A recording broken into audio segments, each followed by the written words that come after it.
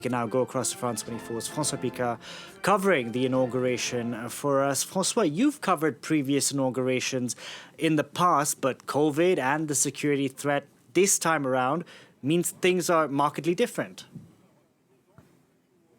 Indeed, we had to walk here to this position close to the U.S. Capitol because of the tight security. And when we saw Marine One, the helicopter, flying Donald Trump out of the U.S. Capitol for the last time as president, we realized, wow, this really is a very different inauguration day. First time since the 19th century that the outgoing leader will not be attending the ceremonies that will be taking place behind me in a couple of hours' time.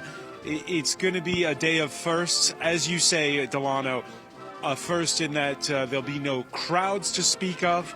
A first also because we'll have the oldest president at his swearing-in, 78 years old, Joe Biden. And a first as well because of his running mate, Kamala Harris. First female, first minority, first black, first woman of Indian descent who will become his vice president. You know, François, 4 years ago we had Donald Trump who stood on at Capitol Hill after he was sworn in, and he spoke of American carnage. In 2 hours' time, once Joe Biden takes to the podium, we're going to get a very different message, aren't we? Joe Biden has already announced himself to be the healer-in-chief. Among the executive orders he'll be signing on day one will be a mask mandate. He's going to be reversing some of Donald Trump's seen as divisive policies by those who criticize him, most notably on immigration.